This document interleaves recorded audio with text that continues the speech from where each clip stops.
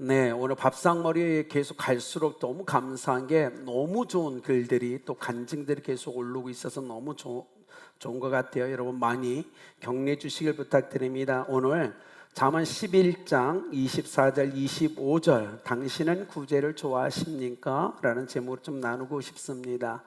미국의 굉장히 유명한 크리스찬 중에 백화점 왕이라고 불렸던 페니라는 사람이 있습니다. 이 사람은 젊었을 때 여러분 고기 파는 정육점을 시작했어요.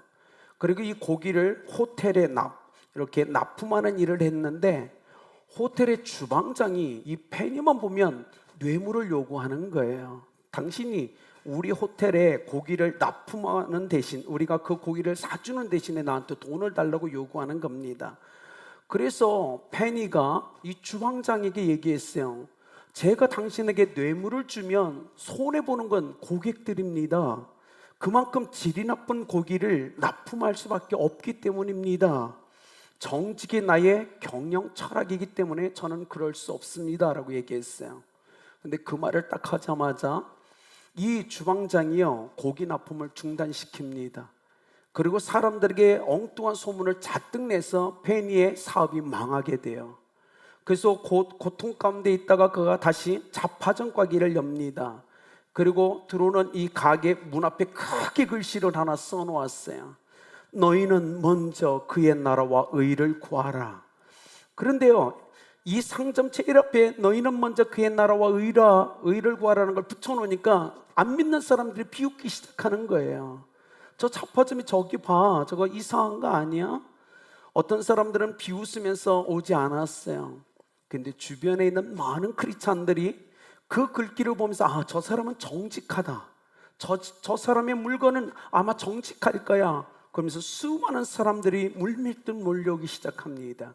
엄청난 성공을 거뒀죠.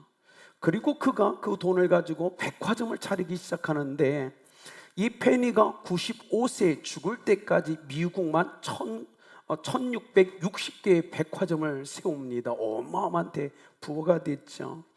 그래서 그 당시에 뉴욕타임즈라는 신문에서 뭐라고 페니를 얘기했냐면 돈을 가장 소중한 가치로 여기는 이 시대에 페니는 돈을 수단으로 여겼다. 그러니까 페니는 돈이 목재가 아니었어요. 돈을 목적으로 삼지 않았어요. 돈에 가장 큰 가치를 두지 않았어요. 그건 하나님의 영광을 위한 수단으로 사용했다라고 뉴욕타임즈가 크게 얘기했어요. 그런데 오늘 잠언 11장은 뭐라고 하냐면 이렇게 페니처럼 정직하게 벌어들인 이 재물을 가지고 우리가 어떻게 사용해야 되는가. 내가 예수 그리스도를 믿는 사람이라면 정직하게 버는 이 재물을 가지고 어떤 인생을 살아가야 되는가라는 질문을 우리에게 던지고 있다는 겁니다. 그래서 24절 흩어 구자여도 더욱 부하게 되는 일이 있다. 여러분 이 말이 되게 웃기잖아요. 쉽게 말하면 내 집에 있는 걸 탈탈 털어서 누군가를 도와줬어요. 구제했어요. 그런데요 부하게 되는 일이 있다고 얘기합니다. 이게 맞는 말일까요? 세상은요 아니라고 할 겁니다. 당신 집에 걸 탈탈 털어서 누군가를 도와주면 당신 가난하게 되는 거예요. 결코 당신이 부하게 될 수가 없습니다 라고 얘기하는 거예요.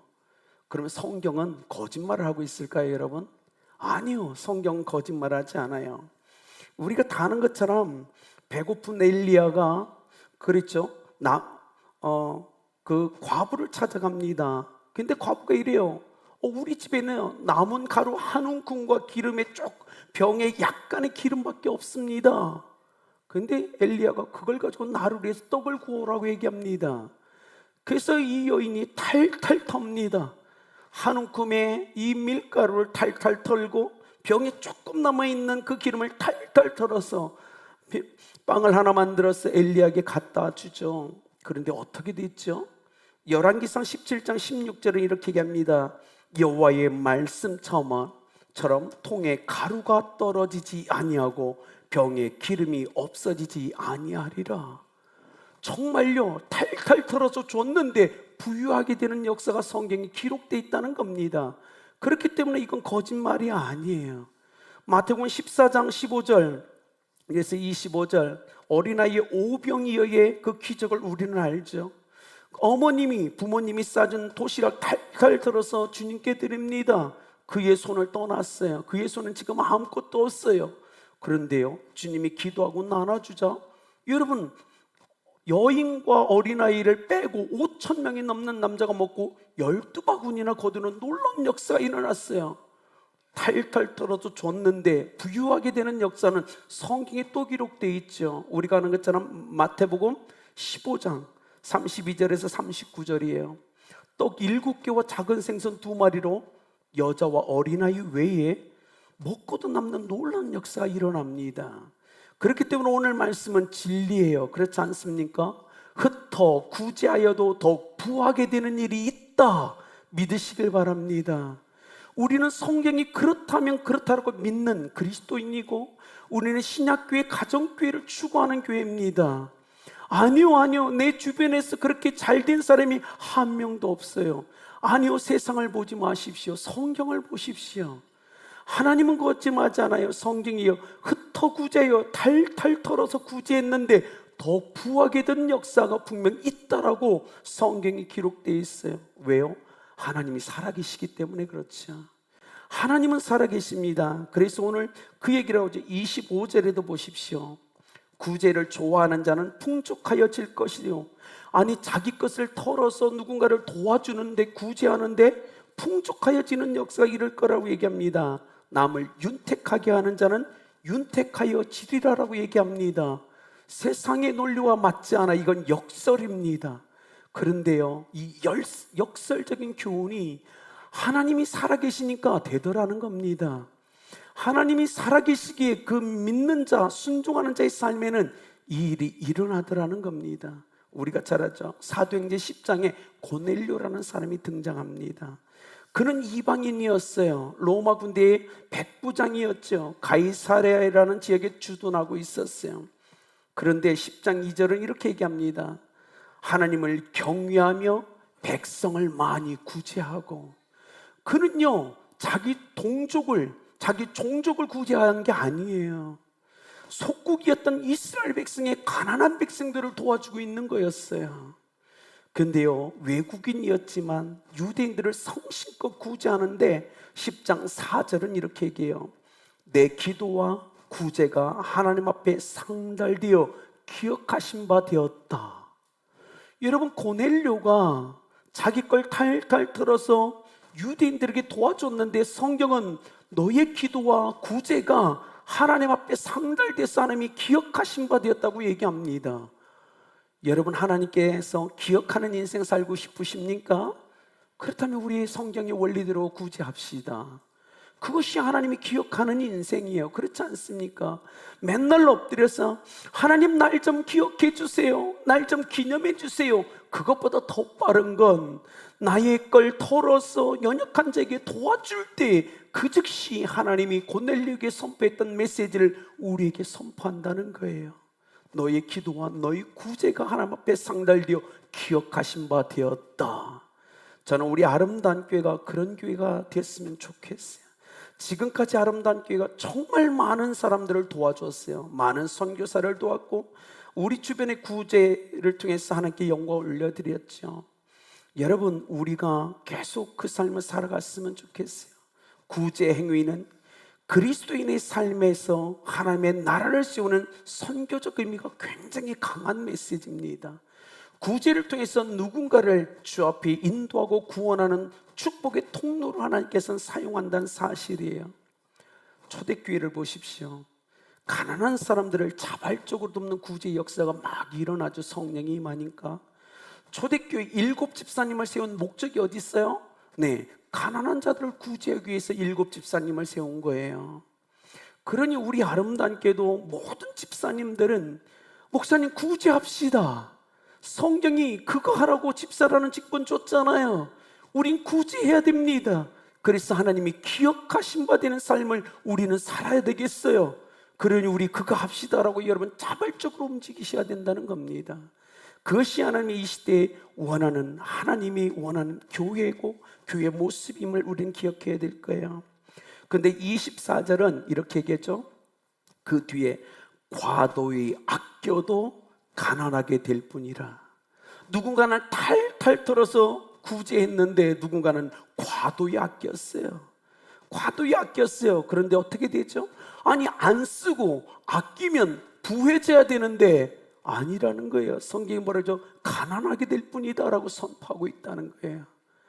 여러분, 세상의 논리와는 다른 이해가 안 돼요. 그런데 주님은 얘기합니다. 과도히 지나치게 아주 아끼고 아껴도 가난하게 될 뿐이라. 이 말씀을 보면 정말 하나님 살아계신 거예요. 그렇지 않습니까? 사람들은요, 아끼면 내가 부유하게 될 거라, 풍성하게 될 거라고 생각합니다. 그런데 성경은 반대로 가난하게 될 거라고 얘기하는 겁니다. 출애굽기 16장 20절에 보면 하나님이 이스라엘 백성이 광야를 지날 때 만나라는 걸 줍니다. 그들이 욕심을 부렸죠. 들에 나가서 만나를 잔뜩 거둡니다. 그리고 풍성하게 쌓아놓았죠. 그런데 어떻게 됐죠? 그 다음날 벌레가 생기고 냄새가 진동합니다. 그렇게 아끼고 과도히 쌓아놔도 하나님 앞에 쓸데없는 것이 될 수 있다는 사실을 우리는 기억해야 됩니다. 마태복음 6장 3절에 그런데 이렇게 얘기합니다. 구제할 때 오른손이 하는 것을 왼손이 모르게 하라라는 겁니다. 이게 결코 쉬운 게 아니에요. 그렇죠? 여러분 생각해 보세요. 누군가를 돕는데 오른손으로 구제하는데 왼손이 모르게 하라? 이게 쉬운 거 아닙니다. 이 말은 뭐냐면 왜 구제해야 되는가라는 질문을 던지지 않아요. 어떻게 구제할 것인가라는 질문만 던집니다. 왜요? 구제는 예수 그리스도를 구주로 믿는 사람이 마땅히 해야 될 사명이기 때문에 주님, 우리가 왜 구제해야 되죠? 이런 질문이 나오지 않아요. 그냥 삶에서 어떻게 구제해야 됩니까? 라는 질문만 끊임없이 던지라고 우리에게 얘기하는 거예요. 여러분, 구제는 하나님의 자녀로서의 합당한 삶이고 꼭 해야 되는 의무라는 사실을 기억했으면 좋겠어요. 하나님의 사랑과 자비가 우리의 구제라는 그 헌신을 통해서 백성들에게 흘러가도록 하는 축복의 통로라는 사실을 우리는 기억해야 돼요. 여러분, 세상은 하나님을 알 수 없어요. 하나님을 볼 수도 없습니다.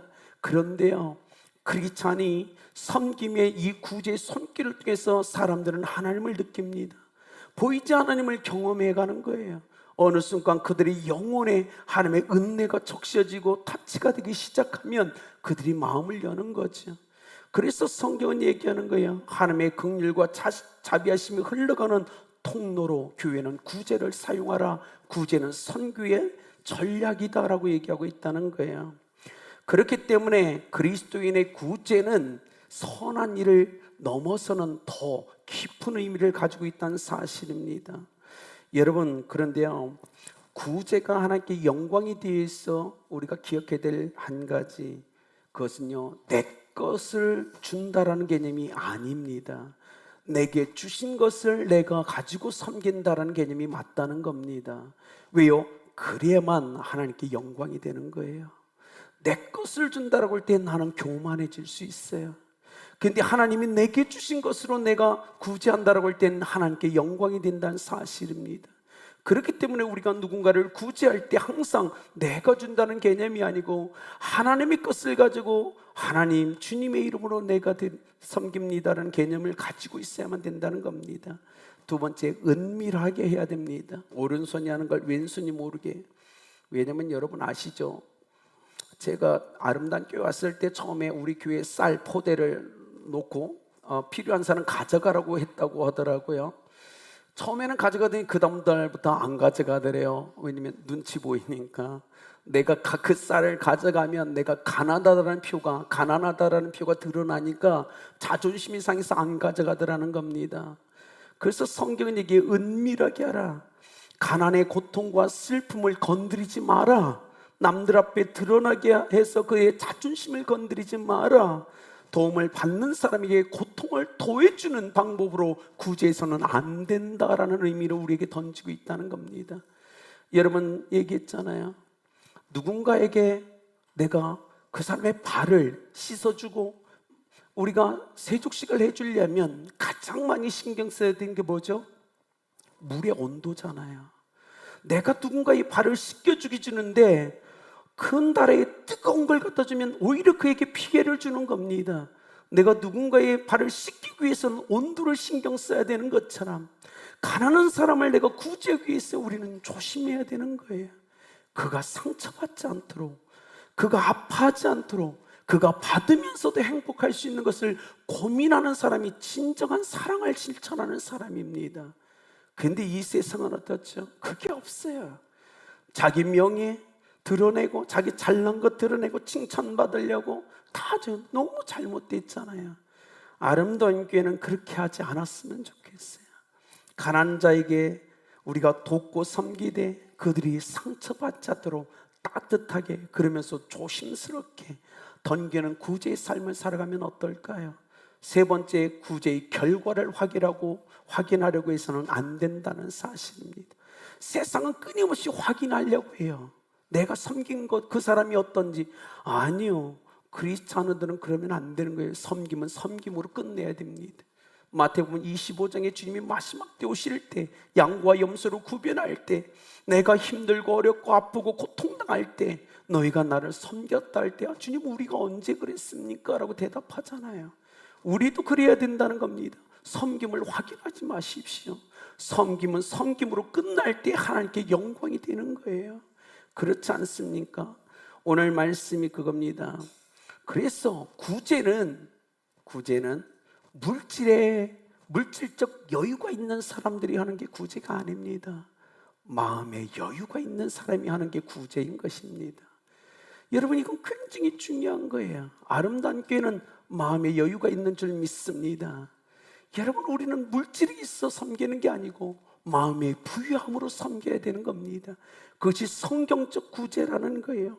예수 그리스도가 그렇게 우리를 섬겨주셨죠. 아름다운 교회 성도들이 마음의 여유를 가지고, 비록 내가 물질적으로 많지는 않지만 그러나 마음의 여유를 가지고 누군가를 섬겨가시고 구제하시길 예수님의 이름으로 축복합니다. 이런 삶을 살아갈 때 주님이 잠언 19장 7절에 이렇게 얘기해요. 가난한 자를 불쌍히 여기는 것은 여호와께 꾸이는 것이니 그 선행을 갚아주리라. 여러분, 주님이 갚아주십니다.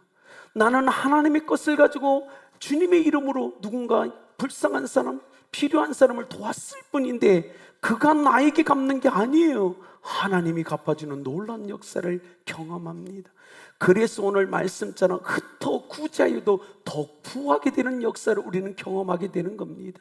저 사람은 내가 구제해도 도저히 어떤 나에게 내가 도와준 것에 대한 은혜를 갚지 못할 상황이지만, 그러나 내가 하나님의 것을 가지고 그를 섬겼더니 그가 나에게 갚는 것이 아니라 하나님이 갚아주시기에 흩어 구제하여도 더욱 부하게 되는 역사가 여러분의 삶에 분명히 일어나길 예수님의 이름으로 축복합니다. 그래서 우리는 하나님의 방법대로 살아가야 되는 거예요. 저는 이곳에 있는 우리 자녀들이 그 삶을 살아갔으면 좋겠어요. 우리 자녀들이 물질적 여유 속에서 돕는 게 아니라 마음의 여유를 가지고 그들의 삶의 주변에 정말 도움이 필요한 사람들을 도우며 살아가는 것, 그 삶을 우리 자녀들에게 보고 싶은 사람 중에 하나입니다. 제가 저번에 말씀드렸죠. 세상에서 제일 가난한 사람은 누구죠? 줄 것이 없는 사람이 가난한 사람이죠. 그런데 그것보다 더 가난한 사람은 뭐죠? 줄 마음이 없는 사람이 제일 가난한 사람이라고 얘기했잖아요. 사도행전 20장 35절에서 그래서 바울은 이렇게 얘기합니다. 주 예수께서 말씀하신 바 주는 것이 받는 것보다 복이 있다는 것을 기억하라. 저는 우리 자녀들이 복 있는 삶을 선택했으면 좋겠어요. 받기를 좋아하는 게 아니라 그리스도 안에서 마음의 여유를 가지고 누군가를 돕는 자, 돕는 것이 받는 것보다 복이 있다는 주님의 말씀을 기억하면서 인생을 살아갔으면 좋겠어요. 우리가 많은 것 주지 못한다 할지라도 우리 자녀들이 갖고 있는 사탕이나 비스켓이라도 쪼개서 나눠줄 수 있는 마음의 여유 있는 자녀로 여러분이 키웠다면 여러분 정말 잘 키운 부모님들입니다. 그렇지 않을까요? 결론은 이겁니다. 강도 만난 이웃을 보고 상처를 싸매고 돌보고 끝까지 책임지었던 선한 사마리아인의 비유를 우리는 알고 있습니다. 이 섬김의 영성이 우리와 우리 자녀들에게 넘쳤으면 좋겠어요. 이 시대는 섬김의 영성이 사라져가는 시대입니다. 마음으로 섬기려고 하지 않아요. 물질, 부유함 속에서 섬기려고 하니까 자꾸 섬김이 멈춰버리는 시대에 우리는 살아갑니다. 그러나 아름다운 교회만은 밥상머리 위에 잠언 이 시간을 통해서 섬김의 영성이 회복됐으면 좋겠어. 우리 자녀들과 우리 어른들의 삶에 마음의 여유가 생겨서 이 섬김의 영성을 가지고 이 시대를 부유케 하는 그 삶을 살아내시길 예수님의 이름으로 축복합니다. 기도하겠습니다. 하나님 감사합니다. 우리 자녀들에게 마음의 여유를 주십시오. 하나님, 풍족하진 않지만 마음의 여유를 가지고 섬김의 영성을 소유한 자로 살아가는 우리 자녀들과 우리 부모님 세대가 될 수 있도록 역사하여 주옵소서. 하나님, 하나님이 살아계심을 우리는 확신합니다. 마음의 여유를 가지고 우리가 섬길 때 우리를 기억해 주시고 하나님이 갚아주실 것임을 우리는 믿습니다. 하나님, 이 부유함의 이 놀라운 영적 원리를 붙잡고 인생을 살아가는 아름답게 모든 성도와 자녀들 되게 하여 주옵소서. 밥상머리라면서 부모와 자녀가 결단했으면 좋겠습니다. 우리 섬김의 영성으로 살아가자. 우리 섬김의 영성을 가지고 하나님의 영광을 드러내자. 하나님, 밥상머리 위드 자문을 통해 그런 헌신과 다짐이 일어나길 간절히 소망하며 예수님의 이름으로 기도드렸습니다.